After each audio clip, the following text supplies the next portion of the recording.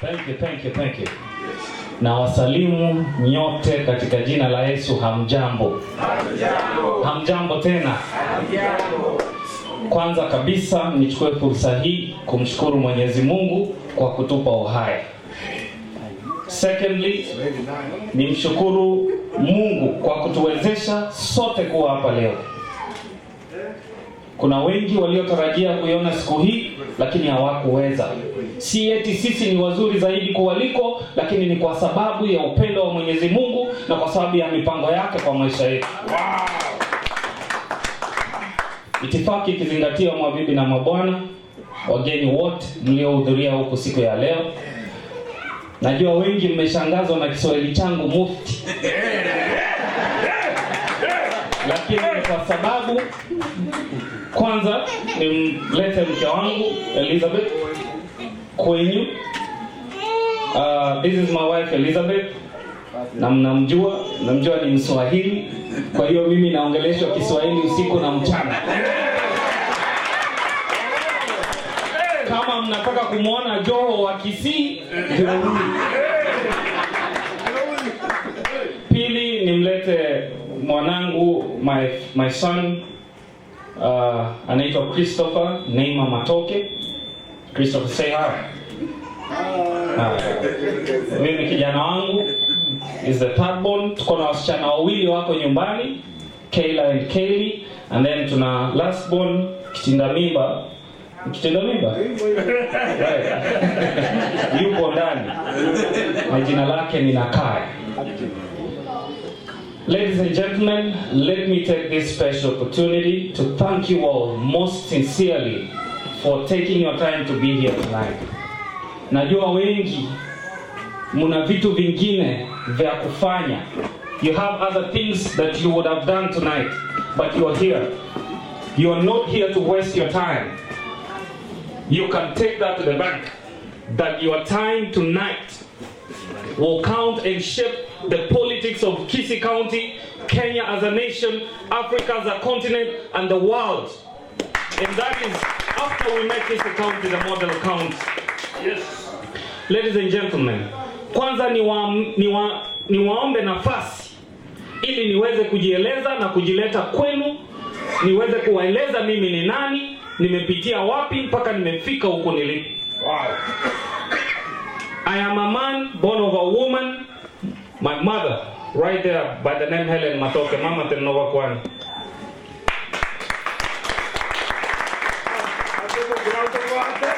Mama yangu huyu, kama wale wote ambao mmeniongelesha kuhusu siasa and how politics can damage families, politics can destroy people, you can go to the grave because of politics. This woman lost her husband because of politics.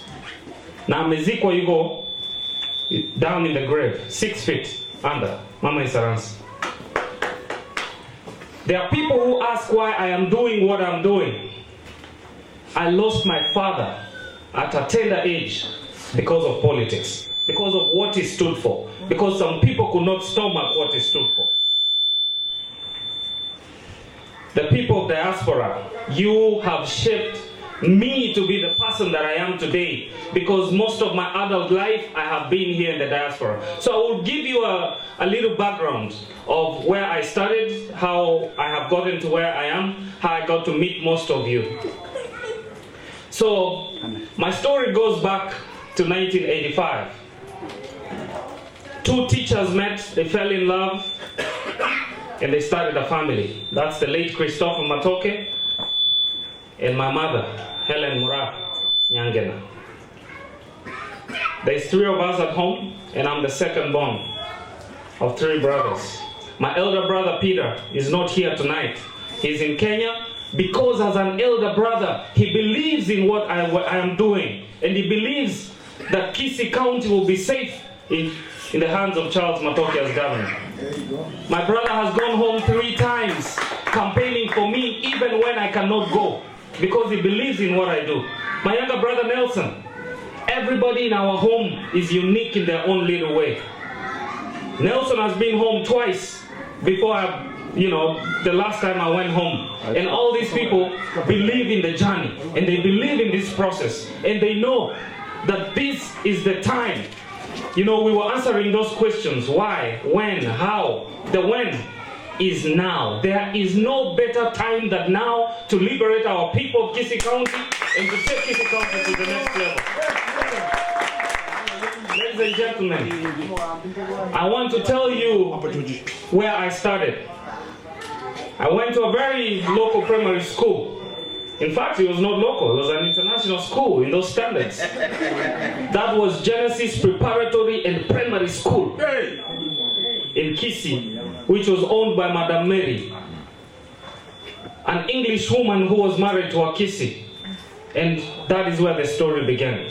All the way through St. Mary's Mosocho Primary School. And I'm saying this because I know I have other comrades and I have friends that I went to school with who resonate with what I'm going to say tonight. So I went through my education, went to Kisii High School, briefly went to Chemelil Academy, where I met Tall's brother, who was my English teacher. So if you hear me speak any English, it's because of the Luo man. You all heard of someone here, we call him his Englishness, Sylvester Luoch. Speak tonight. Chemelil Academy, Kisii High School, where I was the dining hall captain. That may not mean a lot to many people, but I will tell you, leadership. Start cultivating leadership from scratch, from down there, primary school, high school. That is where I was a dining hall captain in Kisii High School. I was actually the minister for finance in high school. Food was everything, top layer. George, their teacher, Starre Boys Center, can tell you. I went to the university, USIU. I was a sophomore when I made student president, the first ever sophomore to become student leader. And I'm not here to praise myself. I am here to tell you that these things can be done. It is not about experience, somebody said. It is about principle. Gabriel Chimwani here, my friends, we went to the same college. He was my captain, my soccer captain. This man is a leader, I can tell you that. He's a business leader now. This man knows where we started and how far we have come. Second year at the university, I became Kenya National Student, student leader USIU, the Student Affairs Council chairman. I came 2 years later, I became Kenya National Students Union chairman, charge of all public and private universities. And I went unopposed, and I will tell you why. Because I wrote a strategy paper, and I wrote it to the USAID, and I said, why we need to cultivate young student leaders who can take over the leadership of the country. You must have structures, and the structures start all the way below. That is when the USAID funded the program for Kenasu, for student leadership. And for the very first time, Nairobi University said, we will let this thing go to private universities. And the first private university to hold it was USIU, and I was the student chairman. Fast forward, I come to the United States. I land in South Dakota to do my master's degree in 2010. I do my master's, and I get an opportunity to join the US Army. And that is where the leadership story continues. I'm just giving you a brief background of who I am so you can understand and be with me in this journey when I speak. At the Army, I learned a lot of stuff. That is where you learn discipline. Of course I learned discipline from home. I learned watching my father do things. My father was a politician. I attended strategy meetings, and my father would ask me one. That's why I say every time you get an opportunity to take your son anywhere or your daughter, do it. Don't lock doors for them and say watoto wakae huko or this, that. If you can, let them listen in. I listened to every strategy meeting, and that man was a genius. Every time he would ask me a question, what do you think of that man? When I told him what I intended to say, what did you get from it? What do you think he thought? You know, he would ask me provoking questions. And sometimes I would say the truth. I would say, I don't even think the man supports you. the man would say, you don't think he supports me? I will make him support me. And I would ask, how would you do that? He would say, watch him take a loan for me to run my campaign. All right? So I joined the US Army, where I learned a few things that have shaped my life, and have shaped the life of the people around me. You've had people speak. And this, I can tell you, ladies and gentlemen, politics is not easy. I do not count myself as a politician. I am a leader. Politics is just a process. If there is a way that we could go around politics and get to that leadership, to do things, to get managerial position, if we can run Kisii County as a business, Kisii County will thrive and our people will thrive. That is above the gauge. So why are we here? Why are we doing this? How are we going to do it? All right? So I'm going to give you a view of Kisii County. All right? We'll give a view of our people, as the people of Kisii County. We will talk about the Kisiis in the diaspora. Our remittances back to Kenya at the foreign exchange back to Kenya is the major income earner of Kenya. All right? Last year when we had the pandemic, the first quarter, a third of Kenya's, was it 3 trillion? Yes. What is it called? GDP. The GDP. GDP. A third of that came from the diaspora. A third. You think about the power that you have. I will tell you some time back, I remember in Kisii County, kuna wakati the US government sent FBI to Western Union right next to Nabongo. Ulikuwa unatoka ndani na karatasi yako unasongeshwa kando. Why? Because Kisiis are industrious. We send a whole lot of money and we support a lot of families back home. I'm not only talking about Kisiis, I'm talking about Africans in general. We send a lot of remittances back home. Kwa hivyo, we also need to be considered in equal measure when it comes to leadership. Because we have a say. All right? Right now in Kisii County, we have the Central Bank of Kenya. Kisii County has a Central Bank of Kenya. Why? Because we are, as a people, very industrious. All right? Now, I want you guys to put things into perspective. And I want to tell you why we need to participate in making our country. And I'm using Kisii County as a model. So if you're here and you're from Sondu, if you're here, you're from Kisumu, if you're here, you're from Siaya, I want you to take, when I speak about Kisii, put Siaya in that space. Machakos. Put Machakos. Put Kakamega. All right? Put Busia, wherever that you come from. So, things have been done a certain way for a very long time that it's high time we get things done in a different way. We have to have a paradigm shift in the way that we think and in the way that we do things. Tonight I'm just speaking to the people here in the diaspora because it is you, it is us who influence these things. I come to you, not that I know any better than you do. I know the same things that you guys know. It's only that I'm just a torch bearer. If you're walking at night, one of you has to hold the torch. But 6 of us can be walking that same direction using the same light. Alright? So I'm no better than you guys who are seated here. What I am saying is that there has to be someone to ignite that passion that we have from the diaspora to start this journey together.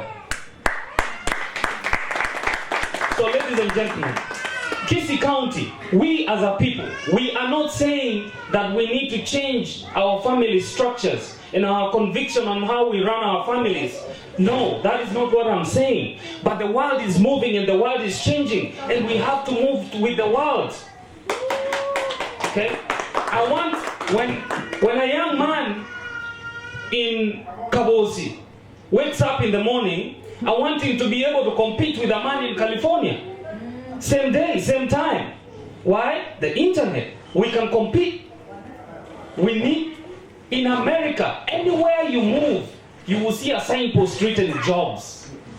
In America, you will never lack a job. What you will lack is a job of your preference, that you can. But there will always be a job, because everyone is hiring. If I tell you to start moving from here, this is Matlock. By the time you get to I-20, hiring, now hiring, now hiring. Every single shop is hiring. Why? Because people deliberately sat somewhere and decided that we have to change the fortunes of our people. And that is why we come to you here today, to say that you guys, as people of the diaspora, we need to ignite that passion within us and start this journey. In Kisii County, because of our family structures and our background and how we've been raised, when my great-grandfather gave birth to my grandfather, the late Simon Bosire, he prepared the late Simon Bosire for the 60s and the 70s.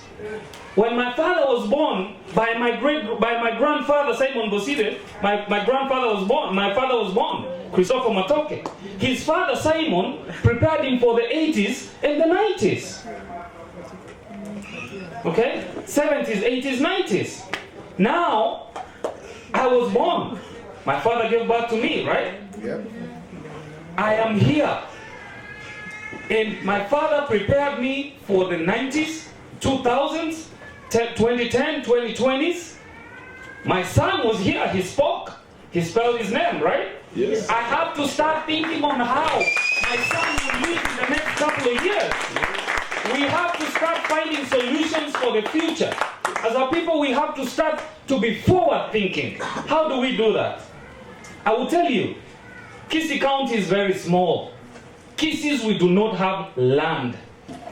And culturally, my father was forced to build a house so he can be called a man. That because you don't have a house, you are not a man. Once he had his house, now we were born. I also have a house. My son is going to have a house.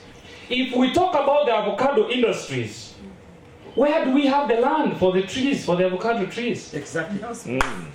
Yes, now we may have it for the sugarcane. 20 years to come, my son will be 25, 26 years old. Where will there be land for him to cultivate? We do not have the land. Let us start thinking outside the box. I know there is one question. Who put us inside the box? That's the first question. But the fact is, we're inside the box.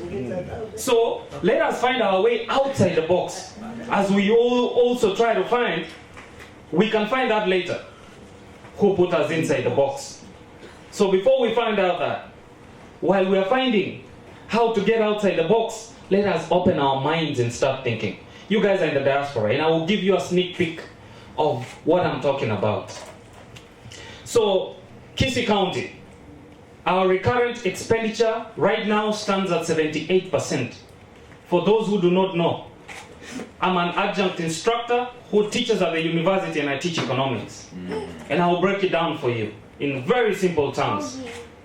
Recurrent expenditure is the money that you pay salaries, is the money that you pay electricity, is the money that you pay fuel, is the money that you pay for guards who guard the governor and all the county officials, is the money that just goes every month. All right? So, if our recurrent expenditure stands at 78%, how much money do we have for development? We will never develop if we keep doing things the same way, expecting different results. I will tell you, an MCA who's running for office now is telling his people, I will employ you at the county. There are no jobs at the county because 10 people are doing work that 2 people are supposed to be doing, and they are not even doing it. What different are we going to bring? All right? So we have to, as a county government, we will look outside,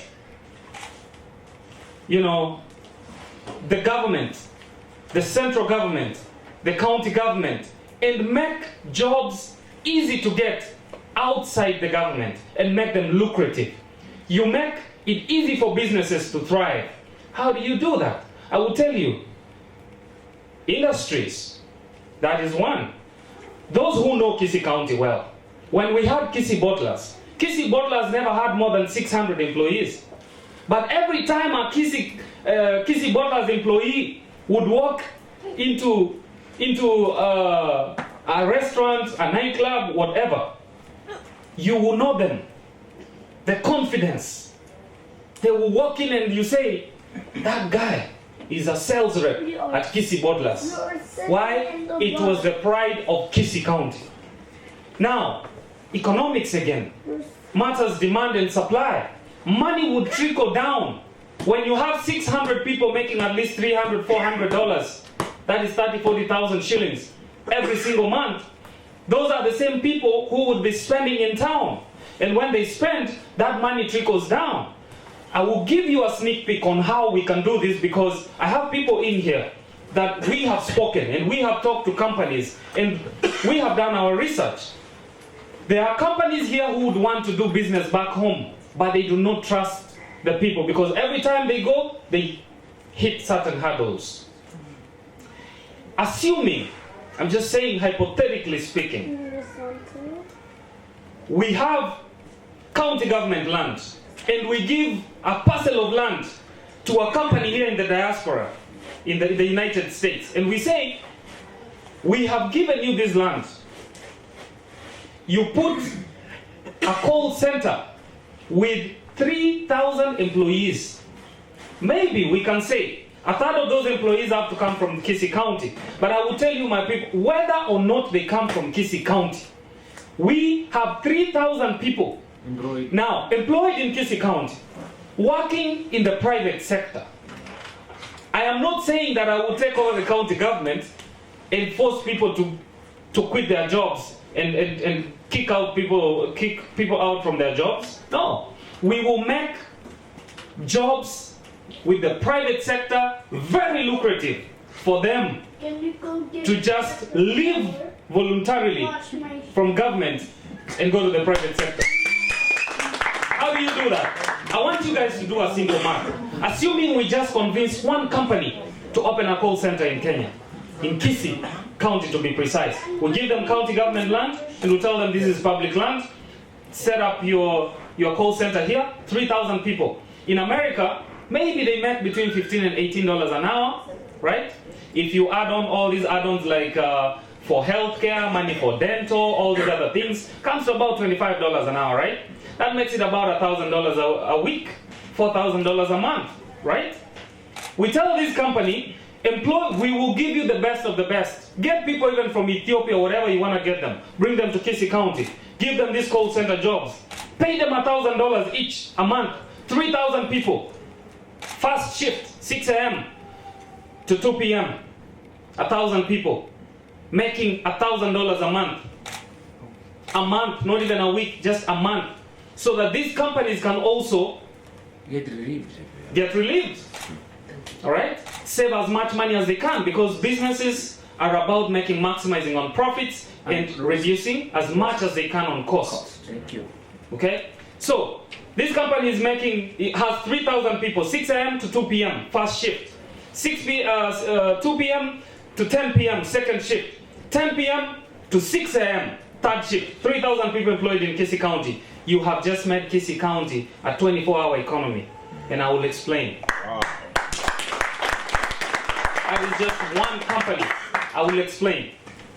3,000 people making $1,000 every month, that is 100,000 Kenyan shillings. You have made the Kisii County economy to thrive by 300 million Kenyan shillings every single month. Put that into perspective. It's about demand and supply. Now you have 3,000 people who are employed in Kisii County.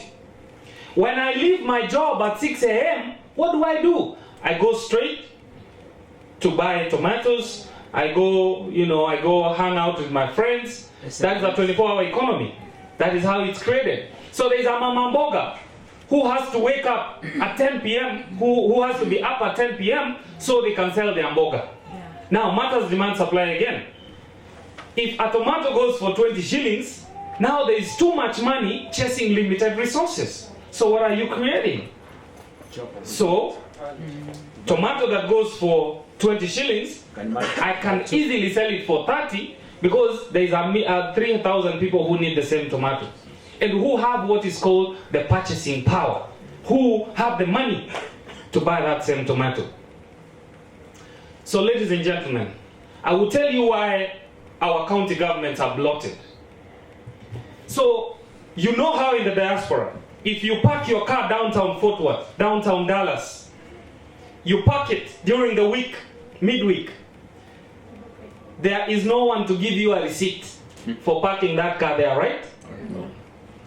Nobody is giving you a receipt. Why? There are systems in place. Leave it there for 15 minutes. It will be towed. Why will it be towed? Because they deliberately made an effort to make systems that work. So that car will be told their recurrent expenditure is very low. Why? They don't need anybody. The system will ping at the county and say, Mr. X is parked their car. He has not put the coins in. You need to go pick up that car. You go to the county to pick up your car, right? To the city. Kisii County.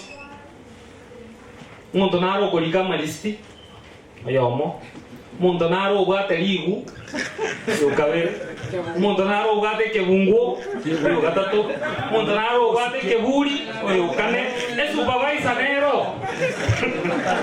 So you have 5 people doing same job that nobody actually needs to be there. That other countries don't have anyone doing it. Alright? So these are some of the things that we're talking about. And I want you guys to get me right. I am not in any way saying that we do not need to give people our jobs because we are creating jobs for them, right? What I am saying is that at least let them do the job first. Because these people are not even doing their job anyway, all right? Let them at least even do the job.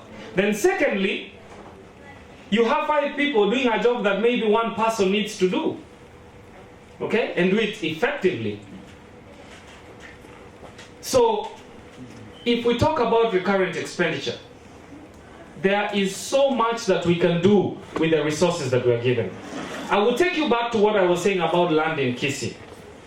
If I have to build a house, my brother Nelson is building his. My brother Peter has finished building his. Everybody's building. My children will start building theirs. Nelly's children will start building theirs. Peter's children will be building theirs. What land do we have for avocado industries and sugarcane? This is the solution that I have, that I bring forth, because this comes actually from you. We have seen. Somebody talked here about fintech. The Harvard School is watching Kenya as a potential hub for fintech. That is where the world is moving to. Now, do we have the capacity as Kenya to support those things when they come? Do we? We want to start doing it now. I want when someone in, like I said, in Keroka wakes up in the morning, is on the internet with the same opportunity as somebody in New York City. And it's happening. That is what we want. We want to look at digital jobs. We want to encourage young people. People have asked me questions. You keep talking about young people, young people, young people. How about the old? I will tell you, 50% of old people's problems are young people. Yes. And I will qualify my statement. There is a woman in Kisii, authority child 1963.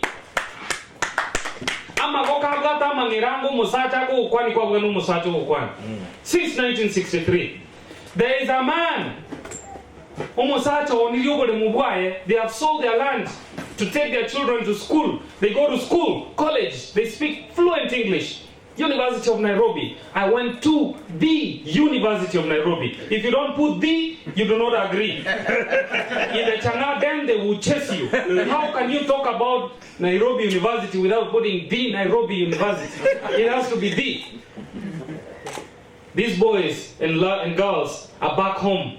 They do not have anything, giving ulcers to their parents, high blood pressure to their parents. If we find a solution to the young people, I can assure you that 50% of illnesses and issues and problems that our old mamas and babas have will be sorted.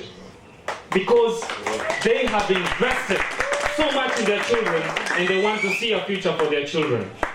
Now, I do not come to you, I do not want to bore you. I just want you guys to believe in the diaspora candidates who come forth to say what they intend to do. If we stand together and have all these solutions are with us, I can tell you that we have these solutions with us. We just need someone to stand up and unlock that potential, because I know we have what it takes. Ladies and gentlemen, I will tell you this. In the diaspora, we have all sorts of people. We have a pool of knowledge here in the diaspora. We have people from all walks of life. I know if I need something done specifically, let's say anything to do with entertainment, anything to do with social media, I will call my friend Charles Stoll Oliver. The guy is not even from Kisii County, but he's here. I have white friends. I have Indian friends. Ask yourself why India Has taken the world market. has taken over the world market. And I will explain this. India is doing all back office work for major companies, Google, talk of Apple. Why can't we have Kisii County? Something set in Ichuni Ward, in Womoreda Ward, doing back office for Apple. It is possible. I can tell you that. What we need is to believe in ourselves. We need to equip these young people with the tools that they need. Information, ICT centers. That is all we need. Of course we need several other things, but I can tell you, the future of these young ones, that is what we need to be looking at this time. I come forth not because I'm any better than you guys. I said I am just one among equals. We are all equals. I have just presented myself because we cannot all sit and wait. If anybody else presents themselves, also give them an opportunity and listen to them. But I will tell you what the army taught me. It's called leadership, loyalty. Loyalty to your people, loyalty to the cause, loyalty to country and to the county. Duty. What is my civic duty? In 1961, when JFK was getting ready to speak, as he was being installed as US President, this is what he said: ask not what your country can do for you, but what you can do for your country. What can you do for Kisii County? Ladies and gentlemen. Selfless service. Are you able to give up a lot of things just to help others and to help your county and to help your people? You know, time has gone when we only give handouts. It is time that we stand up to be counted, and we must make a difference. Honor, be a man of honor. You know?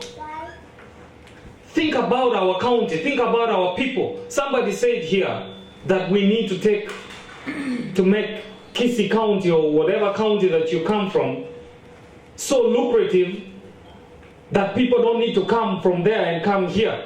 But you have seen people try to go back to their countries. And they are doing this, just trying to make their countries a better place for every boy and child to live in. We have to start looking at the future. Integrity. I will tell you this. You can have $1 million, billion, trillion dollar plan, but if you do not have integrity, it's all useless. Amen. And then selfless service and personal courage. Do you have the personal courage to do it? I am running for county governor of Kisii County because I believe I have what it takes. I will tell you guys, somebody mentioned here that Mheshimiwa Manga said we went to Houston to meet a presidential candidate. His name? President Dida. I met the man. We had a meeting for 3 days. First day, you walk through the door, you talk. Second day. The third day I walked in, I came straight. He did not even say good morning. He said, Mr. Matoke, what would you do if, that is the first question, Then he said, you know, I've been interviewing you for 2 days. This is the 3rd day. But every time I talk to you, you tell me, we talk about Singapore, we talk about China, and I will tell you literally, the man is very smart. We would sit in the middle of a field, and that is where he would, you know, you would have your day. He would be questioning you, he would take breaks, and he would say, let's exercise.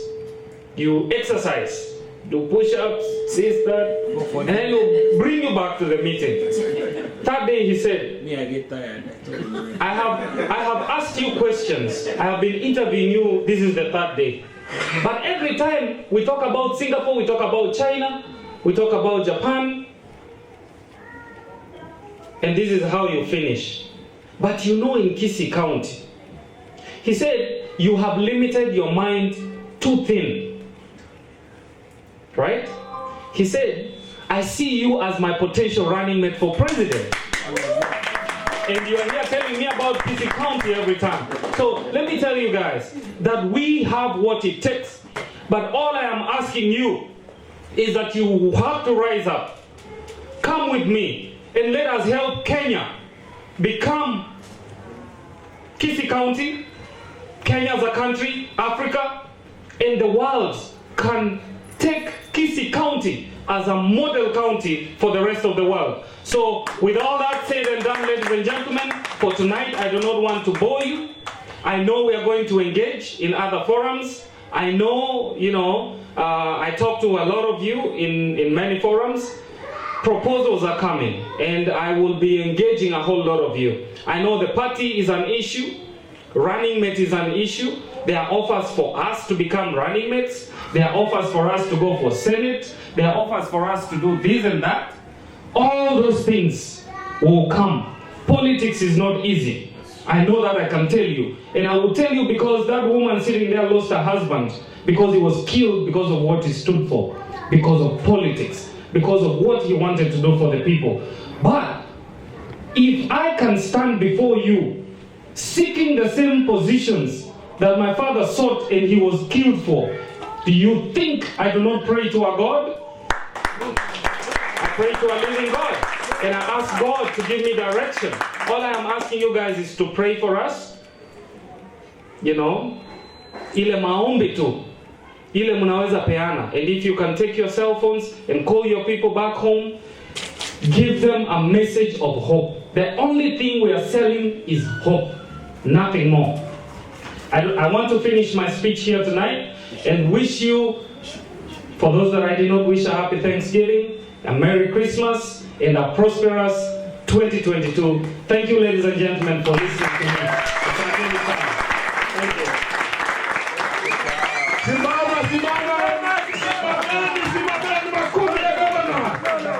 Governor.